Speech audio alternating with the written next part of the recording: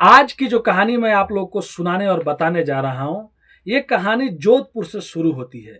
जहाँ पे एक लड़का होता है, बहुत होनहार होता है, बहुत अच्छा होता है, अपनी पत्नी पे बहुत विश्वास किया करता था। लेकिन जो उसकी पत्नी रहती है, उसकी पहली शादी हो गई रहती है, जहाँ से वो डाइवोर्स ले ली होती है। फिर उसके बाद अपने प्रेमी के साथ में मिलती थी, जुलती थी, लेकिन घर वाले उसकी दूसरी जगह शादी कर देते हैं। जो रोहित नाम का लड़का रहता है, बहुत अच्छा रहता है, लेकिन यहाँ पे भी आने के बाद उसका चाल चलन ठीक नहीं होता है। वो इतनी व्याकुल हो जाती है अपने प्रेमी से मिलने के लिए कि अपने घर पे कहती है कि एक मेरा मामा का लड़का है, उसको मैं अपने घर पे बुला सकती हूँ क्या। पति इजाजत दे देता है, लेकिन वो बुलाती है किसको? अपने आशिक को। जब उसका आशिक उसके घर पे आता है, खाना खाता है, जब रात होता है, जब वो लगभग 1 या 1.5 महीनों के बाद अपने प्रेमी से मिलती है, तब उसके दिमाग में एक प्लान आता है। पूरी बात अपने आशिक को बताती है, और आशिक और उसकी जो ये लड़की रहती है मिलजुल के प्लान बनाते हैं, और शादी के 1.5 या 2 महीने के अंदर ही अपने पति का बेरहमी से कत्ल करती है। और उसके बाद बचने के लिए सारे उपाय लगा दिए रहते हैं, लेकिन कहते हैं ना कि आरोपी चाहे कितनी भी साजिश रच ले, वो पुलिस से नहीं बच सकते। यहाँ पे भी वो लड़की भी ऐसी करती है। तो चलिए पूरी घटना को इस कहानी के माध्यम से बताएंगे और सोचने और समझने की कोशिश करेंगे आखिर में वो पत्नी ऐसा क्यों करती है। पहला उसका डाइवोर्स क्यों हुआ था, उसके बाद दूसरे पति के साथ में क्यों नहीं रहना चाहती थी। उससे पहले आप लोग से रिक्वेस्ट करते हैं, अगर आप भी हमारे चैनल पर नए हैं तो प्लीज चैनल को सब्सक्राइब कर लीजिए, लाइक कर दीजिए और अपनी राय कमेंट करके जरूर दीजिएगा। आपका भाई बहुत ज़्यादा मेहनत करता है, जॉब करता है, उसके बाद आप लोग के लिए वीडियो बनाता है, तो प्लीज़ अपने भाई को सपोर्ट कीजिए। बोलने में कुछ गलती हो जाए तो माफ़ कर दीजिएगा। तो नमस्ते, आदाब, सत श्री अकाल। आज की जो सच्ची घटना मैं आप लोग को सुनाने और बताने जा रहा हूँ, ये 6 मई 2016 की है। राजस्थान के जोधपुर जिला का, वहीं पे एक परिवार रहा करता था, जिस परिवार में एक होनहार लड़का रहता है जिसका नाम रोहित रहता है। कुछ वक्त पहले ही रोहित की शादी हुई रहती है। रोहित बहुत खुश होता है क्योंकि उसकी दुल्हन बहुत खूबसूरत होती है, उसके घर वाले भी बहुत खुश होते हैं। लेकिन 6 मई 2016 की रात रोहित अपना हाथ काट लेता है, और रोहित हाथ काटने के बाद उसकी खुदकुशी कर लेता है। फिर बाद में पुलिस आती है। पुलिस आने के बाद पता चलता है कि रोहित तो अब इस दुनिया में है ही नहीं, लेकिन यह मामला खुदकुशी कराता है। उसके बाद पुलिस अब घर वालों से पूछताछ करती है, और जो रोहित की पत्नी रहती है, कुछ महीना जो पहले शादी हुआ रहता है इनमें, उन सबसे पहली शादी करता है। तो पहली विटनेस रहती है रोहित की पत्नी, जिसका नाम सीमा रहता है। सीमा से पुलिस ये पूछती है कि बताओ, तुम जब तुम्हारा पति खुदकुशी किया तब तुम कहाँ पे थी? क्योंकि उसका पति का जो हाथ काटा रहता है, खून बहने से उसकी मौत हो गई रहती है। तो पत्नी कहती है कि मैं सोई हुई थी, और सोने के बाद लगभग 11 या 12 बजे रात को जब मेरा नींद खुला तो मेरे को कुछ गीला गीला महसूस हुआ बेड पे। मैं लाइट चालू किया, और लाइट चालू करने के बाद जब मैं देखी तो मैं चिल्लाने लगी, चीखने लगी। मेरा पति का हाथ नीचे पड़ा हुआ था, वो बेहोश से पड़ा हुआ था। मैं अपने मम्मी पापा यानी कि सास ससुर को बुलाई, तो बाद में पता चला कुछ पड़ोसी लोग भी आए, तो उनका पति जो था रोहित, वो मर चुका था। अब आस पड़ोस के लोग भी ऐसा ही बता रहे होते हैं।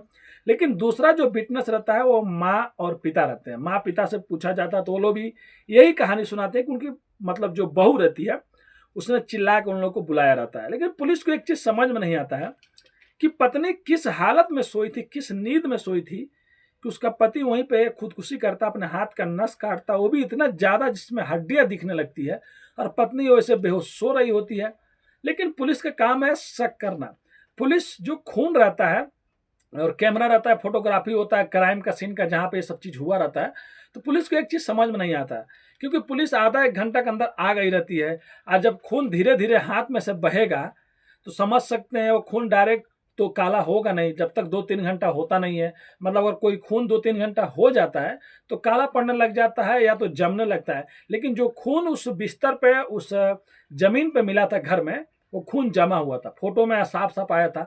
तो पुलिस को पहला शक ये जा रहा था कि इसका लग रहा है कि मर्डर हुआ है, क्योंकि धीरे धीरे अगर खून हाथ में से बहता तो वो मतलब खून जमता नहीं। तो किसी पर शक करने का भी अभी पहले गुंजाइश नहीं है, क्योंकि पोस्टमार्टम रिपोर्ट जब तक आएगा नहीं। और दूसरी बात ये रहती है, जब रोहित की माँ और पिता से पूछा जाता है कि ये बताइए, रोहित लेफ्ट राइट था या राइट हैंड वाला था? मतलब बहुत से लोग ऐसे होते हैं जो दाहिने हाथ से ज्यादा काम करते हैं, कोई भी काम होगा तो इस हाथ से करते हैं। बहुत आदमी ऐसे होते हैं जो लेफ्ट हाथ से करते हैं। लेकिन इसमें जो ये कहानी रहता है, इसमें जो रोहित का हाथ कटा रहता है वो राइट हैंड का, मतलब दाहिने हाथ का कटा हुआ रहता है। और जो भी रोहित काम करता था वो दाहिने हाथ से करता था। तो आसान है कि दाहिने हाथ से बाएं हाथ पे कट मारना, लेकिन ऐसे कैसे हो गया कि बाएं हाथ से दाहिने हाथ पे कट मार दिया। जो एक्सपर्ट रहते हैं, पुलिस के साथ में फोरेंसिक टीम वाले रहते हैं, उनको भी ये बात हजम नहीं होती है। लेकिन अब बस पोस्टमार्टम रिपोर्ट आने का इंतजार रहता है। पुलिस को ऑलरेडी डाउट रहता है कि ये खुदकुशी नहीं है, ये मर्डर है। लेकिन जब बाद में पोस्टमार्टम का रिपोर्ट आता है, और पोस्टमार्टम का रिपोर्ट आने के बाद जब उसमें जो चीज लिखा रहता है वो सब चीज साफ क्लियर कर देता है कि रोहित का खुदकुशी नहीं किया था, उसका मर्डर हुआ है। पोस्टमार्टम रिपोर्ट में ये लिखा गया रहता है कि रोहित का मौत खून बहने से नहीं हुआ है, रोहित का मौत दम घुटने से हुआ है। अब पुलिस को डायरेक्ट, भाई अंदर बीबी थी, अब बीबी से अच्छे से पूछताछ करेंगे। लेकिन पुलिस अब बीबी से पूछताछ करने जाती है तो देखती है कि वो बार बार बेहोश हो रही है, गिर जा रही है, और घर के लोग भी सब कोई सोच रहा है, बोल रहा है कि इसकी नई नई शादी हुआ था। तो पुलिस सोच में पड़ जाती है, अगर हम लोग इसकी बीबी को उठाएंगे जो सीमा रहती है और इससे पूछताछ करेंगे तो शायद अगर बाद में कातिल कोई और निकल गया तो पुलिस भी फंस सकती है। तो चलो अब सीमा का अच्छे होने का इंतजार करते हैं। लेकिन उससे पहले पुलिस अब सीमा की बैकग्राउंड, उसका कॉल डिटेल, जो भी मोबाइल में हिस्ट्री सब निकालती है, सीडीआर उडियार। तो पता चलता है कि ये जो सीमा रहती है ना, ये बहुत खूबसूरत रहती है और इसकी पहली शादी नहीं दूसरी शादी हुआ रहता है। मतलब पुलिस अब धीरे धीरे सब चीज पता लगा रही थे। जो ये सीमा रहती है, उसकी पहली शादी जहाँ पे हुआ था वहां पे थोड़ा सा इसको कंफर्टेबल फील नहीं होता था, कहीं घर से निकल नहीं पाती थी।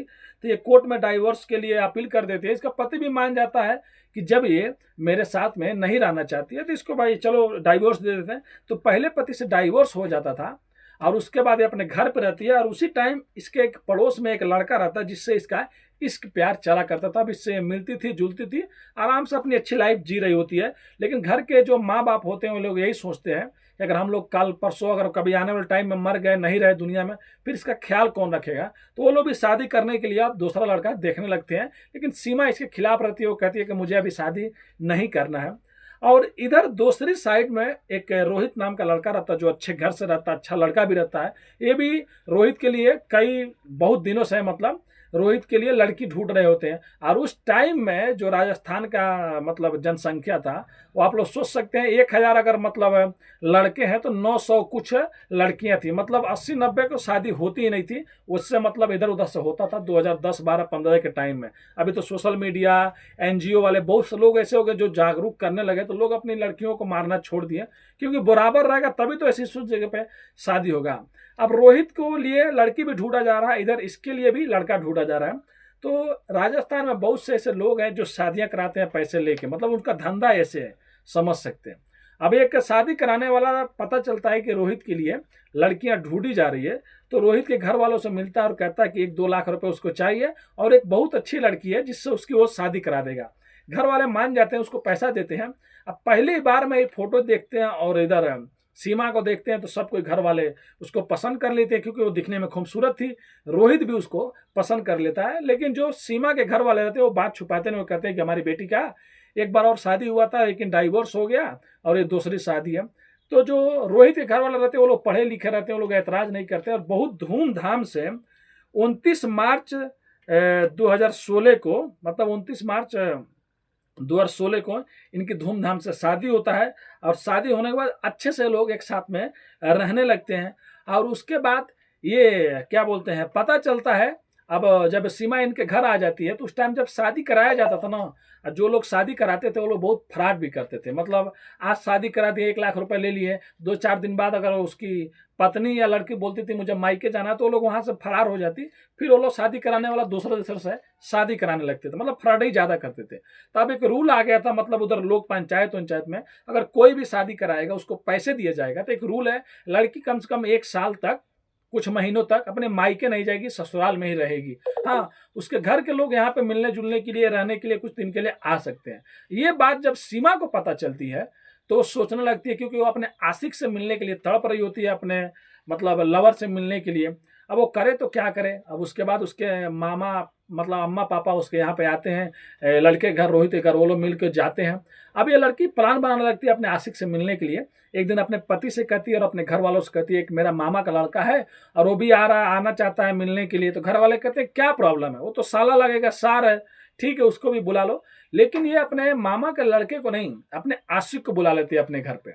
और अपने आशिक को घर बुलाने के बाद और उसके बाद वो घर पे आता है, और घर पे आने के बाद ये लोग बाद में कुछ बात उत करते हैं, फिर वो 1-2 दिन रहता है वहां से, फिर वो चला जाता है। अब पुलिस इधर सब चीज पता लगा लेती है कि ऐसी ऐसी घटना था, इसका एक लड़के से अफेयर चल रहा था, वो इसके घर भी गया था। तब पुलिस उसके घर जाती है और ऐसे उससे सीमा से बात करती है, जैसे सीमा को लगे नहीं कि पुलिस को सब चीज मालूम चल गया है। अब पुलिस जाकर सीमा से वही बात पूछती है, फिर वही कहानी सीमा सुनाती है कि मैं रूम में थी और मैंने हाथ को देखा नीचे गिरा हुआ, लाइट बारा, फिर मैं चीखने चिल्लाने लगी। फिर पुलिस कहती है ठीक है, पुलिस स्टेशन में आपको चलना पड़ेगा, कुछ फॉर्मेलिटी है, वहां पर भी कुछ पूछताछ होगा। तो सीमा को लगता नहीं है कि वो पकड़ी जाएगी। जब सीमा को वहां पर लेके जाया जाता है और जब ये पूरी कहानी पुलिस खुद सुनाती है, पोस्टमार्टम रिपोर्ट का, और जो खून जमा रहता है वो, और उससे आशिक के भी बारे में, तब सीमा को बस सच्चाई बताना ही पड़ता है। सीमा टूट जाती है और सीमा एक कहानी सुनाती है। सीमा कहती है कि मैं मिलने के लिए उससे बेचैन थी, उससे बेकरार थी।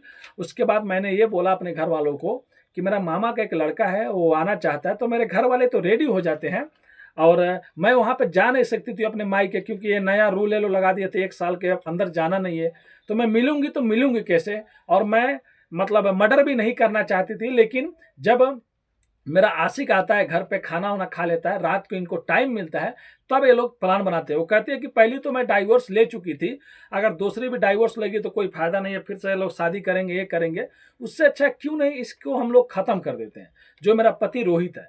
और इसको खत्म करने के बाद इसकी जो भी जायदाद है वो मेरे को मिल जाएगी, मैं विधवा भी हो जाऊंगी, और उसके बाद शायद तीसरी शादी मेरे घर वाले करेंगे नहीं, फिर मैं अपने आशिक के साथ में हमेशा लगी रहूंगी और उसके साथ में रहूंगी। मतलब ये उसी दिन इन लोग का प्लान बनाते हैं जिस दिन ये मामा का लड़का बन के उसका आशिक उसके घर पे गया रहता है। उसके बाद वो कहता है तुम मर्डर कैसे करोगी। फिर उसके बाद जो सीमा रहती है, अक्सर सीरियल देखा करती थी, क्राइम शो देखा करती थी। फिर एक दिन वो प्लान बनाती है जो उस क्राइम में हुआ करता था, जो शो में हुआ करता था। ये बात रहता है 6 मई 2016 की। जब रोहित आता है तो ये बन ठन के बैठी रहती है एकदम मेकअप वेकअप लगा के, और रोहित से कहती है कि आज हम लोग एक खेल खेलेंगे। रोहित पहले से ही खुश रहता है क्योंकि उसकी बीवी खूबसूरत होती है, नई नई शादी हुई रहती है। तो रोहित कहता है ठीक है, कौन सा खेल है। तो वो कहती है कि मैं सबसे पहले आपका पैर हाथ बांधूंगी और उसके बाद बताऊंगी आगे क्या करना है। रोहित भी बेचारा मान जाता है, कहता है ठीक है, तुमको जो अच्छा लगे तुम वैसा खेल खेलो, मैं खेलने के लिए तैयार हूं। रोहित का सबसे पहले पैर बांध देती है, हाथ बांध देती है उसकी मर्जी से। रोहित को यहां तक भी नहीं लग रहा है कि उसका मर्डर होने वाला, वो तो समझ रहा है कि उसकी पत्नी मतलब आज 1.5 महीने से उसके साथ में रह रही है, तो कोई चीज उसके बारे में उसको पता नहीं चलता, अच्छे से भाई पति पत्नी रह रहे हैं, कोई झगड़ा भी नहीं हुआ। और जब उसका हाथ पैर बांध देती है तो कहती है देखिए अब मैं आपके गला दबाने वाली हूँ। तो वो कहता है कि क्या तुम मुझे मारोगे क्या। वो कहती है नहीं मारूंगी क्यों, ये तो खेल में है। अब वो खेल खेल रहा है, लेकिन जो सीमा जो पत्नी रहती है वो बैठ के उसके सीने पे और पूरी ताकत के साथ उसका गला दबाती है। एक बार वो कहता है भी है कि क्या तुम मुझे मारने के लिए इतना तेज दबा रही हो, लेकिन दोबारा बेचारा कह नहीं पाता क्योंकि हाथ बंधे रहते हैं। अब समझ लीजिए पलंग जो हुआ होगा चारपाई में, पैर उधर बंधा हुआ है, तो बेचारा कैसे छुड़ा सकता। अगर हाथ भी या पैर भी इधर उधर से रहता तो मार लेता, बच जाता। लेकिन उसके बाद ये पूरी ताकत से सीने पर बैठती है और उसका गला घोट देती है। और गला घोटने के बाद वो दम तोड़ देता है, मर जाता है। फिर भी इसको विश्वास नहीं होता है। सीरियल में देखी रहती है कि बहुत से आदमी बेहोश हो जाते हैं तो मरने के मतलब सेम रहते हैं। फिर उसके बाद घर में से एक ब्लेड लाती है। ब्लेड लाने के बाद ये उसके राइट हैंड पे कट कर देती है। वो भी थोड़ा सा नहीं मारती है, डीप कटिंग मारती है, मतलब ज्यादा मारती है, हड्डी भी दिखने लगता है। पहली बात इससे ये कर देती है। और उसके बाद तब तक उस रूम में बैठी रहती है जब तक उसके जिस्म से पूरा खून बह के नीचे नहीं चला जाता है, बेड पे नहीं चला जाता है। जब पूरा खून बह जाता है, चला जाता है, उसके बाद चीखना चिल्लाना चालू कर देती है, अपने सास ससुर को बुलाती है, फिर आस पड़ोस को लोग आते हैं, फिर पुलिस आती है। लेकिन यहीं पर वो गलती कर देती है। मालूम है क्यों।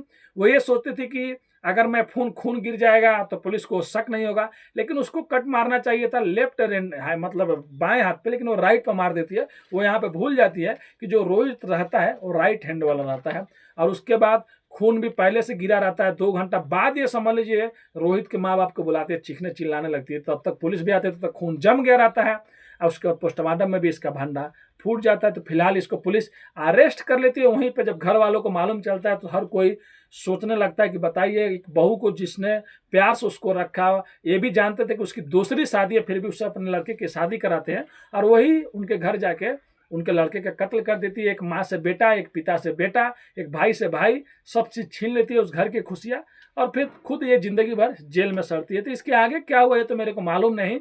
मैं भी एक हैं जो शम्स ताहिर साहब, उनकी वीडियो देखता हूँ, चाहे जो भी लोग हैं जो स्टोरी वीडियो बनाते हैं, क्राइम की कहानी बताते हैं, उनकी मैं देखता हूँ और अपने मतलब तरीके से लिखता हूँ उस कहानी को, फिर आप लोग को सुनाता हूँ। तो प्लीज़ अगर आप लोग कभी हमारी वीडियो देखें तो कॉपीराइट स्ट्राइक कुछ भी मत मारिएगा। आपका भाई बहुत ज़्यादा मेहनत करता है, जॉब करता है, फिर आप लोग के लिए वीडियो बनाता है। तो प्लीज़ वीडियो को शेयर कीजिएगा और अपने भाई को सपोर्ट कीजिएगा। और हमारा मकसद किसी का भी दिल दुखाना नहीं है, अपनी कहानियों के माध्यम से बस आप लोग को सचेत और जागरूक करना है। जहाँ भी रहें तो सेफ रहें, स्वस्थ रहें और अपने फैमिली के साथ में खुश रहें। मिलते हैं नेक्स्ट वीडियो में फिर से कुछ सच्ची कहानियों के साथ।